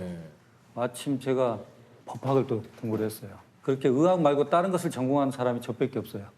그래서 야 인문학 네가 해야지 그래서 네 하고 하는 거죠. 그래서 하시는 거예요? 이게 뭐 저 인문학은 주로 어떤 걸 가르치십니까? 지금 플라톤의 국가라는 책을 가지고 하고 있습니다. 어우 플라톤의 국가는 뭐 들어본 적도 뭐 좀 가물가물한데 뭐 이게 읽어본 적이야 뭐 더더욱 없고요. 살짝만 짧게 얘기해 주시면 어떤 얘기입니까? 플라톤의 국가로는 이제 간단히 말하면 이렇습니다. 제자들이 소크라테스한테 묻죠. 도대체 위선자들 마치 정의로운 것처럼 하고 모든 편법을 써서 이득을 취하고 성공한 저들의 삶이 부럽지 않습니까, 선생님? 정말 정의롭고 착하게 사는 사람 바보 취급을 당하고 있는데 우리는 왜 저렇게 살아야 됩니까? 정말 선생님의 입으로, 선생님 말씀으로 정말 진짜로 바보라는 소리를 듣더라도 올바르게 사는 것이 왜 행복하고 왜 유익하고 그걸 왜 알려주십시오. 그걸 저희들한테 설명해 주십시오. 그게 하루 저녁 내내 토론을 해요. 인간이 정의롭게 살기 위해서는 인간을 보기엔 너무 작으니까 야 인간하고 비슷한 국가를 한번 건설해보자. 큰 국가에서 정의로움이 얼마나 유익한지를 알게 되면 인간이 정의롭게 사는 것 또한 같은 거 아니겠느냐. 그래서 국가를 건설하는 것이 제목이 이제 국가가 된 거예요. 이야 일목요연하게 읽었다. 이래서 선물을 해드리면 안 돼요. 전 읽었는데요. 너무 좋은데요. 우리 학생분들도 이 책을 다 잘 읽어 오십니까? 우선은 책을 다 사게 하죠. 대학을 예과를 두면 뭔가 좀 두꺼운 책 한번 들고 다닐 필요도 있을 것 같아요. 뭐 여러 가지로 해서 설득이 되네요. 설득이 되는데요. 자, 이제 의과대학에서 아마도 생소할 겁니다. 그러나 의사는 질병만을 치료하는 게 아니라 그 시대가 안고 있던 아픔과 고통을 해결하려고 노력했던 고민들을 했던 사람입니다. 어떻게 보면 소크라테스도 의사의 역할을 했던 것 같고 플라톤 또한 의사의 역할을 했다고 보시면 됩니다.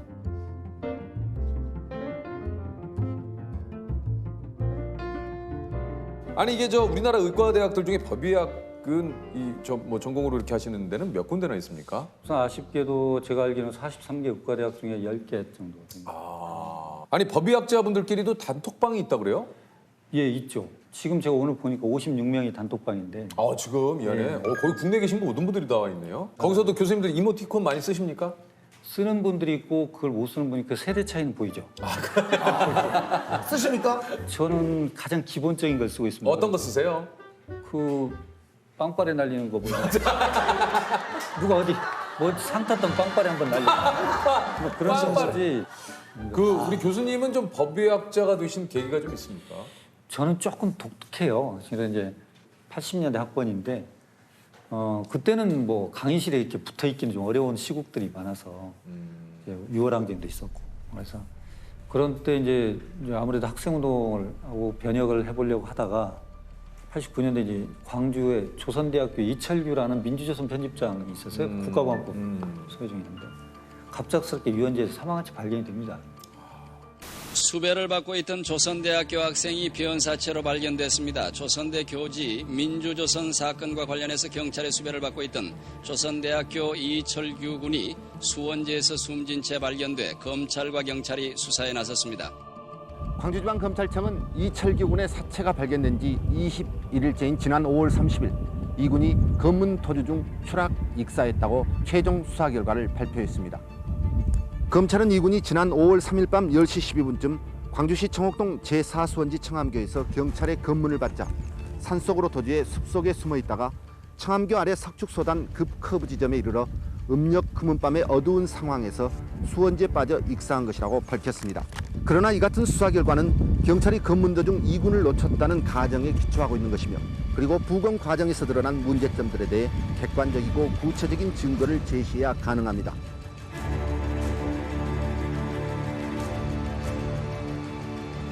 익사라고 납득시킬 만한 근거가 없어요.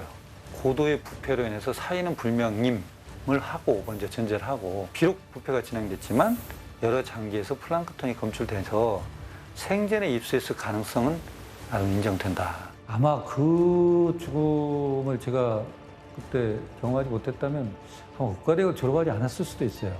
실은 정말 뭐 망치로 맞은 것 같았어요. 이 길 가야겠다, 이렇게 가야겠다.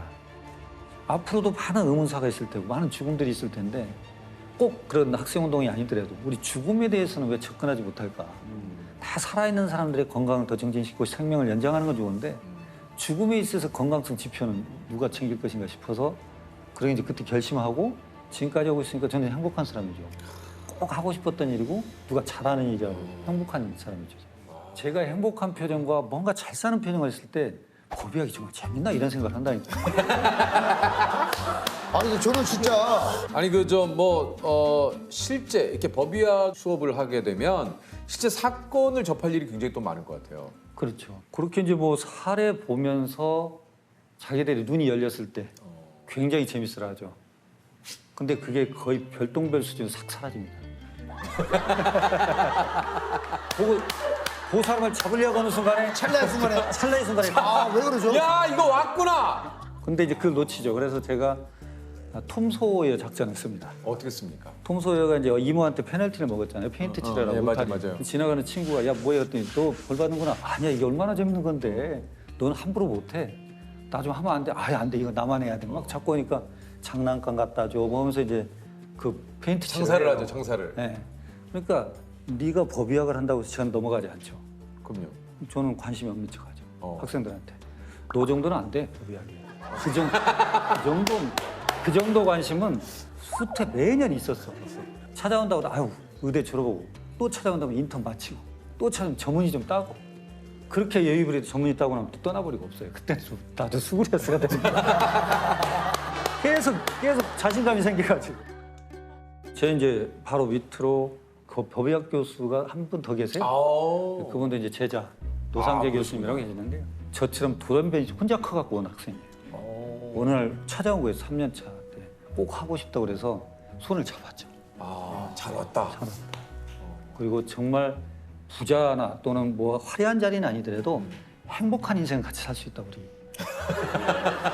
같이 공유하면서. 외롭지 않고. 그리고 우리는 행복한 일만 남아있다. 우리는 행복한 일만 남았다. 이게 지금 뭐 막 이렇게 인기 있는 과들을 하잖아요. 그러면 그 과는 언젠가는 떨어지는 일밖에 없어요. 법의학은 더 낮을 데가 없어요. 언젠가 올라가겠죠? 이게 제 생애 때가 아닐 수 있어요. 그러나 가능성 면에서는 그게 확실하죠. 그렇죠. 그러니까 일만의 가능성이 있다는 게. 근데 실은 노상재 교수 앞에 3명 정도가 법의학을 하겠다고 했다가 있었어요. 안 했어요. 선배들이 누가 한다고 그러니까 본인이 감히 얘기를 못 꺼내고 있었던 거예요. 저는 그 숲에 가려서 못 봤던 보석이죠. 이들이 싹 사라지고 나니까 보석이 혼자 남았던 거예요. 표현이 좋으시다. 아니, 그분을 위한 찬사는 뭐든지 해야 되니까. 이게 이제 학생들을 지금 가르치고 계신데 그 외에도 이제 부검도 조금 하십니까? 그렇죠. 지금은 이제 우리가 전라북 도내에 발생한 일반 사건은 저희 전북대학교가 하고 있죠. 그러니까 특히 억울하게 돌아가신 고인의 마지막 희망이 또 어떻게 보면 이제 부검이 될 수도 있는데 이게 이제 교수님이 쓰신 부검 감정서가 이 진실을 밝히는 또 이제 단초가 된 적이 좀 있으실 것 같아요. 그러니까 이제 저희가 보통 보면 부검이 참 어렵죠 이런 표현 하거든요. 시신을 보는 것 때문에. 근데 저희는 부검 자체의 행위가 어려운 게 아니고 그게 끝나고 감정서를 쓰는 작업이 참 어렵습니다. 근데 그게 이제 법정으로 가야 되기 때문에. 근데 감정서를 쓰다 보면 이분이 왔던 사건에 해당되지 않는 손상들이 있을 때가 있어요. 예를 들면 어느 유원지에서 프린스 차량이 유원지로 굴러서 내려갔죠. 근데 그 안에 운전자가 사망한 채 발견이 돼요. 그런데 이분이 사망하려면 탑승자니까 차량 내부 구조하고 어떤 충돌이 있어야 사망할 수 있잖아요. 그러지 않습니까? 그렇죠. 근데 이분의 머리나 이런 쪽에 독특한 모양들이 있어요. 동심원 배열인데 근데 그것은 차량 구조물에 그 형상을 만들어낼 수 있는 구조물이 없어요. 도대체 이 손상은 어떻게 발생할 수 있느냐. 도저히 해결할 방법이 없어서 감정사 뒷면에 썼어요. 그리고 한 10몇 년이 지나서 어떤 남편 살인 사건에 관련된 하다가 그 여인을 조사하다 보니까 전 남편이 죽은 사건이 있었던 거예요. 그 아래서 PD가 찾아왔는데 이 모양을 내가 해석을 못하고 있어요. 제 감정사가 그게 있어서 잠깐 나갔어요, PD가. 그리고 한 30분쯤 있다 뭘 들고 와요. 이거 아닙니까? 그런 게 뭐예요? 마늘 찌는 공이죠. 예. 그 몽둥이가 생긴 거 있죠. 아, 예. 그걸 들고 왔는데 그 모양인 거예요. 그렇게 해서 한번 찾은 적도 있고. 아, 이거. 내연남과 공모해 전 남편을 살해하고 교통사고로 위장한 전 부인이 경찰에 붙잡혔습니다. 15년인 공소시효를 불과 25일 앞두고 사건의 전모가 드러났습니다.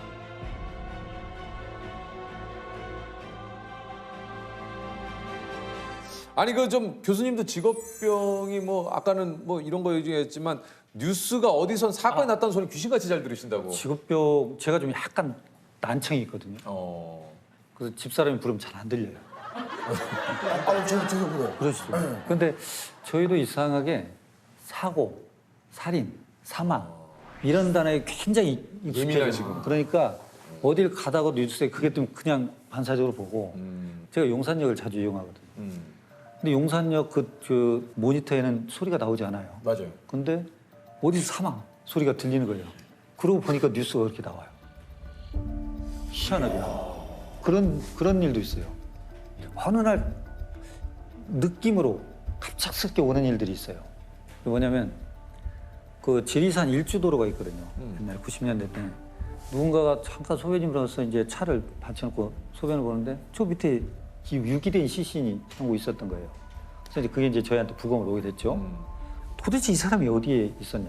누굴까 있어? 그래서 치과 기록을 그일 때 남원, 뭐 임실, 순창 다 경찰들이 찾으러 다닐 텐데, 근데 그 형사가 갑작스럽게 테이블 있죠? 거기에 보면 옛날에 저 행방불명된 미아 찾기, 우표코기를 한 50명 정도 이렇게 놓는 게 있었어요. 예. 옛날에. 그날 지쳐서 딱 앉았는데 그 많은 숫자 중에 한 애가 보이는 거예요. 갑작스럽게. 88 올림픽 때 찍었던 이 태극기 이거 하는 그 사진이 눈에 띈 거예요. 근데 우리가 실종자를 찾으려면 맨 마지막에 찍었던 사진을 제출해 줘야 돼요. 가장 가까운 시간. 가장 마지막에 찍었던. 그럼 나이를 보니까 24살 되는데 8살 때 사진이 제출된 것이 보이는 거예요. 그 사진이. 자기는 이 애 같은 거야. 그래 올라오면. 직감적으로요? 네, 그래 올라와요. 그 엄마를 만나고 아버지는 별거중. 아버지가 이 애를 데리고 있는 걸로 돼 있었는데 아버지가 이제 실종신고를 내고 아버지가 그럼 왜 사진을 그걸 냈느냐 대답을 않고 말을 안 해요. 그래서 엄마가 협조해줘서 유전자 분석을 하니까 그 친구가 맞아요. 그러니까 어떤 때는 대신 빙의하듯이 이렇게 얘기하는 것도 있고. 아니 그럼 그분은 어떻게 되신 거예요? 실종되시고 어디 다른 데 수용되시다가? 아버지에 의해서 이루어진 사건이에요. 그게 아버지가 이제 데리고 있다가 그렇게 하고 이제 그것다 지리산에다가 이렇게 한 거죠. 근데 이런 사건도 있었어요. 광주 국과수에 있는데 뭐 경기도 경찰서에서 부검 의뢰가 오는 거예요. 봤더니 1년 전에 사망한 사람을 광주 시립묘지에 매장을 해놓은 시신이 있는데 이거를 파서 부검을 해야 된다는 거예요. 근데 사건은 뭐냐면 어떤 남자가 경찰에 와서 신고를 했어요. 자기 고향 후배하고 자기 부인하고 공모에 자기를 죽이려고 하는 것 같다. 그래서 경찰이 이렇게 뒤져보니까 둘이 내연 관계인 건 맞아요. 근데 그 둘을 따로 죄수의 딜레마 게임 있죠. 분리해가지고 죄수의 딜레마 게임. 서로 자백하는 것이 가장 유리하거든요. 그래야 선처를 받으니까. 뭐 그렇게 해서 결국은 이 여성분 입에서 뭐가 나오냐면 저 남자는 더 나쁜 놈이다. 1년 전에 자기 와이프를 죽이고 보험금을 탄 놈이다. 그 1년 전에 사망한 부인이 이제 광주에 묻혀 있는 거죠. 그래서 이제 부검을 하러 가요. 그분은 어떤 거냐면 남편은 조수석에 탔고 돌아가신 부인은 운전을 했어요. 근데 웅벽 옆에 를 들이받고 부인은 머리를 다치고 남편은 다리를 다쳐가지고 입원해 있는데 남편이 갑자기 부인이 머리에 피를 흘리고 있는데 이분을 데리고 응급실로 내려오는 거예요. 입원이 중이었는데.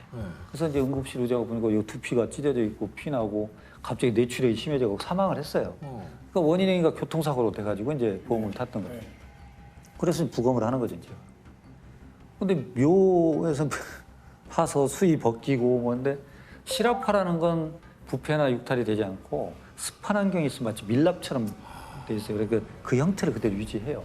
근데 딱 처음에 보니까 두피 두정부, 머리 꼭지 부위가 꼬매져 있어요. 근데 뭐냐면 자기가 이 부인을 세면대에다가 휠체어 태워서 시스라고 데려다 놓고 자기 잠깐 옷 가지러 갔는데 와서 보니까 쓰러져 있더라는 거예요. 그래서 데리고 내려갔다는 거죠. 근데 딱 보니까 두정부면 휠체어에 있는 사람이 쓰러지면 어디를 다쳐야 되겠어요? 머리를 다친다면. 뒤, 옆, 이마. 근데 여기는 안 돼요. 그렇죠. 이건 다이빙을 해야 되거든. 그렇죠. 그렇겠죠. 부위가 안 맞는데 그리고 다시 이제 조심스럽게 보니까 두개골에 구멍이 나 있어요. 두개골에. 입원 당시 엑스레이를 보면 아무 두개골 골절이 없어요. 근데 그러고 응급실을 내려왔을 때는 보면 두개골에 구멍이 나 있고 그래서 이제 이게 도대체 어떻게 이럴 수 있느냐 일주일 사이에 범죄 심리학이라는 게 있습니다. 경험하지 못한 거짓말은 못해요. 그 얘기는 뭐냐면 우리가 외계인을 만난 적이 없잖아요. 그러니까 외계인을 만들어내려면 어떻게 하냐면 인간을 괴상망측하게 틀어야 돼.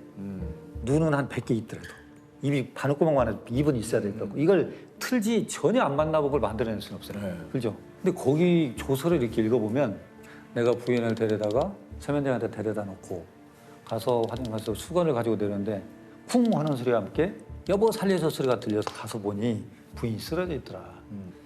그게 범죄 심리학으로 안 맞아요. 왜 안 맞죠? 왜냐하면 쿵 하고 쓰러졌을 때 어떤 상태가 돼요, 뇌가. 그 정도면 사실 얘기를 한다는 게 말이 안 맞죠. 그런 상태에서 말을 할 수 있는 사람이 없어요. 그게 뭐냐면 이게 먼저야. 그러니까. 이게 먼저 오고 그다음에 여기 생겨야 돼요. 아 살려주세요. 그 소리를 먼저 들어야 돼, 내가. 그걸 경험을 바꾼 거죠. 그러니까 부인이 살려달라고 애원한 거예요. 아무도 없는 그 세면대한테 가서 쇠파이프로 내리치고 진술은 이렇게 바꿨죠. 그렇게 되는 거예요. 그런 것도 있고. 야, 그 진술서만 봐도 그 안에 뭔가 네, 그 좀 부검감정서를 쓰기 힘들 때도 좀 있으시다고 그래요. 그렇죠. 왜냐하면 이제 어떻게 보면 어린애들을 할 때는 참 가슴이 아프죠. 힘들죠. 왜냐하면 이 사람의 운명의 끈이 얼마까지인지는 모르죠, 우리가. 그러나 그것이 이보다는 길었을 거라는 생각을 하니까 그런 부분이 좀 안타깝고 며칠째 학교를 안 나오는 애가 있었어요.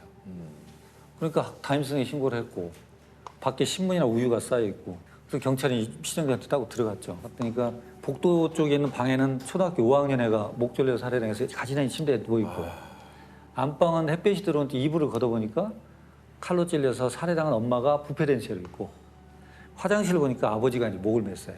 현장 사진을 찍고 뭐 이렇게 하는데 갑자기 그 누워있는 5학년 위에 본 벽에 그 당시 동시 경연대 같은 거 해가지고 상 타면 판넬로 이렇게 했었잖아요, 옛날에.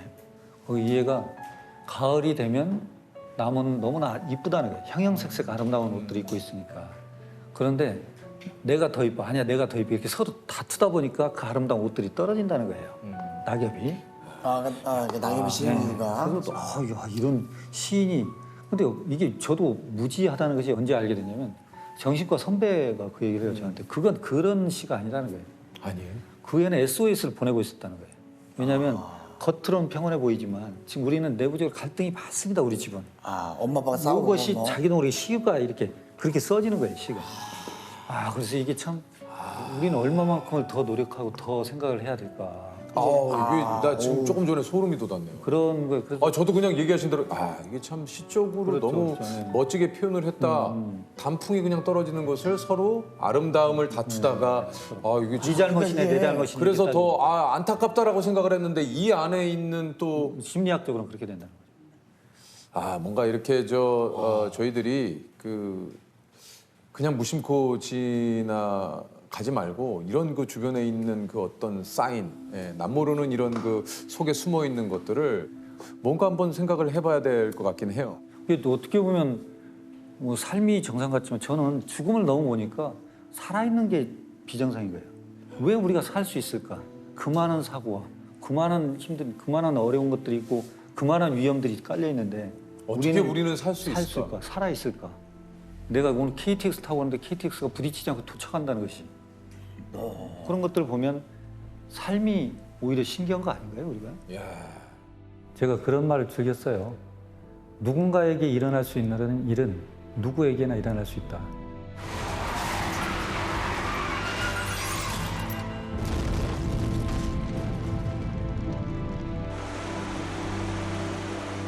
정류장에 서 있던 시내버스를 순식간에 덮친 5층짜리 건물.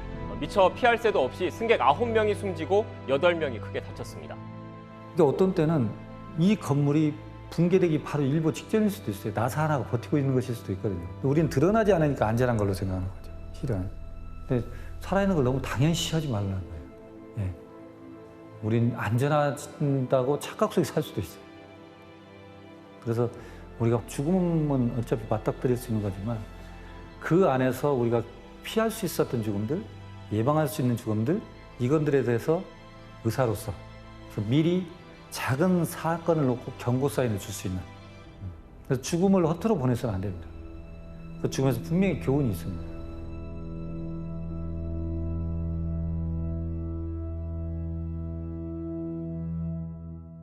교수님 밸런스 게임 이제 둘 중에 하나만 선택해 주시면 됩니다. 강의 시간에 자는 학생, 강의 시간에 떠드는 학생. 좀 자는 학생한테 더 점수를 줘요. 왜냐하면 저 학생은 수업 시간에 자는 게 아니에요. 자면서도 수업을 듣는 거예요. 자면서. 이야. 너무 감사해요. 이 교수님 수업이 인기 있는 이유가 있네요. 난 그래서 감사해요. 그리고 중요한 건 진도는 그 학생한테 맞춰야 돼요. 왜냐하면 이게 이제 최소량의 법칙이라고 해서 나무가 크는데 10가지 원소가 필요하면 하나가 부족하면 나머지가 2개씩 있어도 안 커요. 얘 때문에. 얘 때문에. 이 전체에서 눈 뜨고 있는 애들이 중요치 않아요. 저 애를 끌고 가야 돼요. 그래서 제가 그 자는 학생 이름을 정해줬어요. 최소율이라고. 그 최소율의 법칙. 아, 최소율의 법칙. 저 친구를 통해서 모든 것들이 이루어지기 때문에. 이 방송 소율이가 봅니다. 이름 이쁘다. 이름 멋진데 소율이. 최소율. 남자는 소량이. 소량. 최소량. 너무 보고 싶다. 소율이와 소량이. 지금 본과 4학년 소율이. 있어요? 안녕하세요. 저는 전북대학교 의과대학 의학과 4학년에 재학 중인 최소율입니다.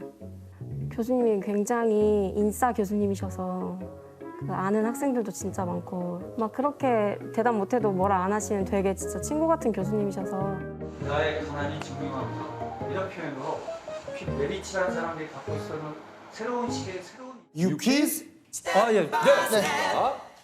중국 송나라 때 쓰인 세계 최초의 법의학서 세원집록에는 이 곤충을 활용해 범인을 잡았다는 기록이 있습니다. 이것의 예민한 후각으로 범행 도구에 남아있던 혈흔의 냄새를 포착해 범인을 밝혀낸 것인데요. 다리 끝에 미각기관이 있는 이것은 무엇일까요? 말씀드리면 되나요? 네. 파리. 파리. 예. 파리. 정답입니다. 자, 우리 교수님. 진짜 드네요. 100만 원의 상금을 드립니다. 축하드립니다.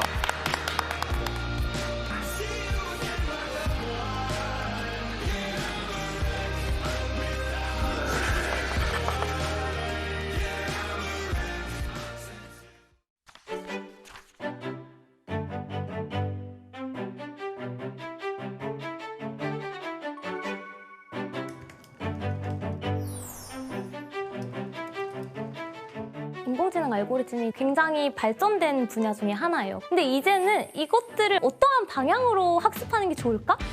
전공자가 적고 많고를 떠나서 중요하지 않은 분야가 없다. 내가 알려주고 싶습니다.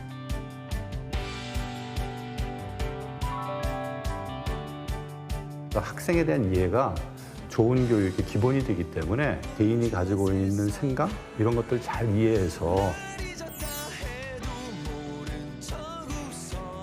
내 얘기를 하고 내가 좋은 사람이라는 걸 확인하고 자기가 생각했던 걸 또 교수가 확인해주고 이러면서 자존감 높아진다고 생각하거든요.